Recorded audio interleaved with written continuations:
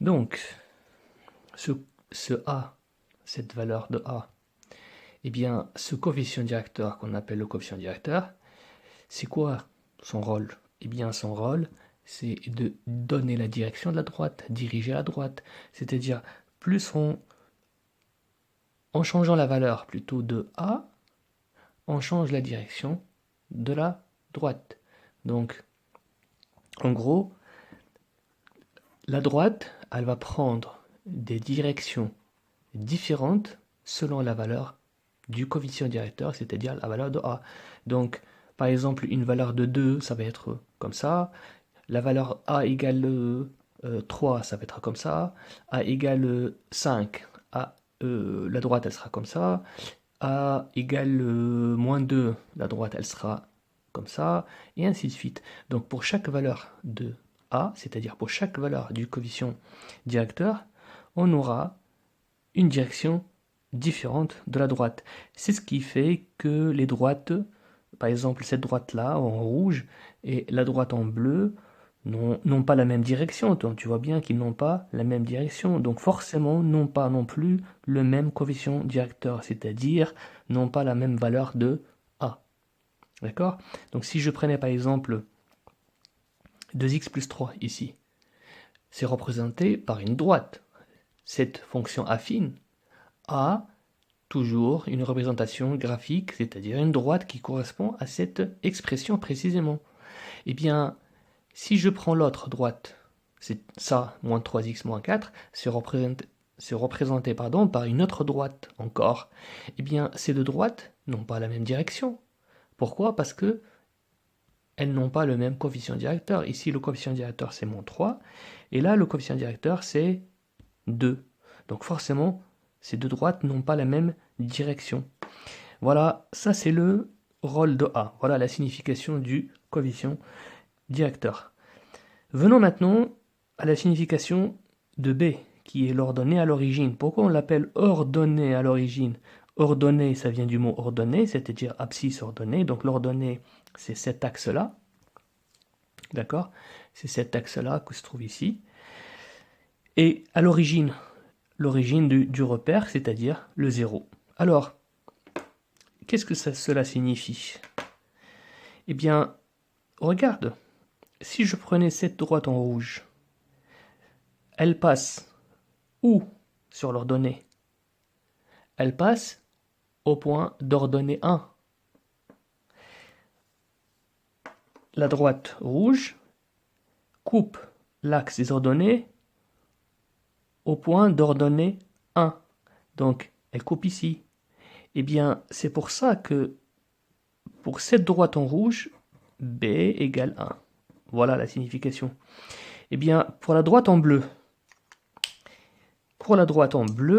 eh bien, la droite en bleu, elle coupe l'axe des ordonnées en y égale 1,5, 1,5.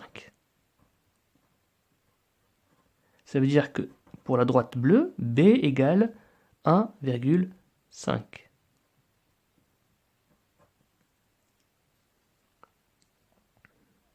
D'accord? Donc voilà la signification de l'ordonnée à l'origine. Et c'est super important de retenir ce que c'est le coefficient directeur. Donc il dirige la droite. Et ce que c'est l'ordonnée à l'origine, ordonnée à l'origine, c'est-à-dire le point par lequel la droite passe sur l'axe des ordonnées. Si elle passe par 1, eh bien, ça veut dire que B égale 1. Si elle passe par 2, ça veut dire que B égale 2. Si elle passe par moins 2, ça veut dire que B égale moins 2, et ainsi de suite. D'accord? Voilà la signification du coefficient directeur et de l'ordonnée à l'origine. C'est ce qu'on appelle les paramètres de la fonction affine. Ce sont des paramètres, d'accord? On appelle ça des paramètres. Bon, c'est pas important de retenir le mot, mais en tout cas, si tu peux le retenir, ben, tant mieux. Ce qui est important à retenir, c'est la signification du coefficient directeur, il dirige la droite, et celle de l'ordonnée à l'origine, c'est-à-dire par où passe la droite sur l'axe des ordonnées. Bien. Je vais passer rapidement parce que j'ai pris beaucoup de temps pour expliquer tout ça. Je voulais que ce soit clair. Alors, la notion suivante qu'on va aborder, c'est comment représenter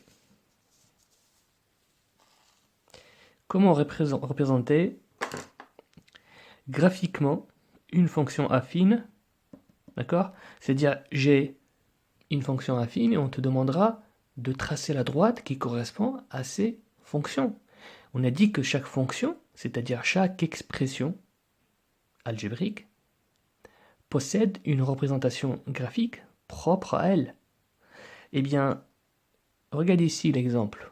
Soit les fonctions affines f et g, d'accord, f et g, telles que f de x égale moins 2x plus 3 et g de x égale 3 demi x moins 1. Eh bien, ici, qu'est-ce que je vais faire? On te demande de tracer les droites qui correspondent à la fonction f et la droite qui correspond à la fonction g. Et je vais te montrer comment représenter graphiquement une fonction affine, à retenir et à savoir faire, savoir le reproduire. Eh bien, sachant qu'une fonction, il s'agit de quoi? C'est une droite. Elle est représentée par une droite. Et pour tracer une droite, il nous faut quoi? Il nous faut minimum 2 points. Parce qu'une droite, pour la tracer, il nous faut 2 points. Ça, à partir d'un point, on ne peut pas tracer une droite précise. Ça peut prendre n'importe quelle direction. Mais pour tracer une droite précise, il nous faut 2 points. Un point A et un point B. Eh bien, c'est pour ça que nous allons calculer les coordonnées de 2 points qui appartiennent à la droite de f, ensuite à la droite de g. Commençons par f de x. Alors, je vais calculer, par exemple, f de 0 égale. Alors, on a déjà vu ça, tu sais comment faire pour les fonctions, d'accord? Je prends n'importe quelle valeur, je choisis, parce que là, j'ai choisi 0, mais je peux choisir 1, 2, 3, 4, comme tu veux. Le résultat à la fin sera le même. Mais il va falloir que je cherche 2 points. Donc, abscisse 0, et je cherche son ordonnée. Après, je choisis une autre abscisse et je cherche son ordonnée. Comme ça, j'obtiens 2 points. Alors, f de 0, c'est quoi? Je travaille avec f, pas g. F, il est là. Elle est là plutôt. Donc, ça fait f de 0. Eh bien, c'est-à-dire, je remplace x par 0. Je dois remplacer x de l'autre côté par 0 aussi. Ça fait 2 fois 0 plus 3, qui est égal à moins 2, ça fait fois 0, ça fait 0, ça fait 3. D'accord? Ensuite, je prends un deuxième point. f de, par exemple, de 1. Je peux prendre 2 aussi, si je veux, hein, mais vaut mieux prendre des petites valeurs, hein, c'est plus simple. D'accord? Prends toujours des petites valeurs. f de 1 égale, toujours f, moins 2, je remplace x par 1, ça fait moins 2 fois 1 plus 3, qui est égal à moins 2 fois 1, ça fait moins 2, moins 2 plus 3, ça fait 1. Ça veut dire quoi?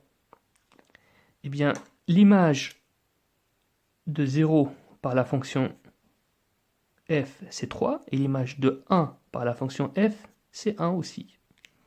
Eh bien, tu remarques que j'obtiens ici un point de coordonnées 0, 3, et ici un autre point de coordonnées 1, 1.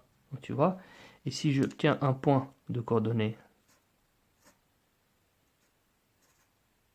0, 3, et ici j'obtiens un point de coordonnées 1, 1.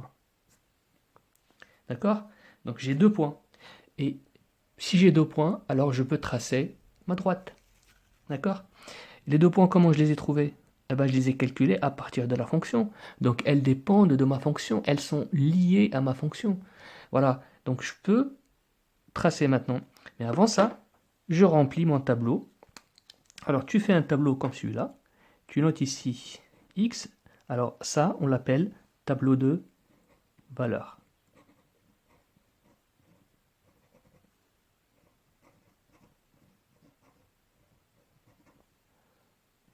tableau de valeur de la fonction f. Ici, x, et là, je mets f de x. Alors, je reprends maintenant, je vais remettre ce que j'ai trouvé. Alors, ici, x est égal à 0. Et j'ai pris x après égale 1. L'image de 0, c'est quoi? C'est 3. Donc, je note f de 0, c'est 3. Et f de 1, c'est quoi? C'est 1. Donc, l'image de 1, c'est 1 par la fonction f. D'accord? Maintenant que j'ai mes deux points, j'ai mon premier point et mon deuxième point. Le premier point de coordonnées 0, 3 et le deuxième point de coordonnées 1, 1. Eh bien, il suffit maintenant de placer les points sur le repère et de tracer la droite qui représente la fonction f. Eh bien, 0 a pour image 3, donc c'est ici, et 1 a pour image 1, donc c'est là. Je vais tracer en rouge la droite qui représente la fonction f. Elle est là, ma droite.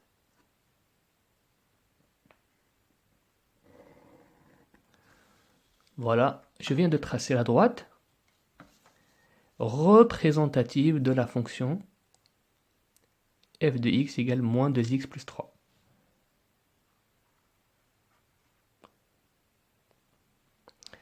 Bien.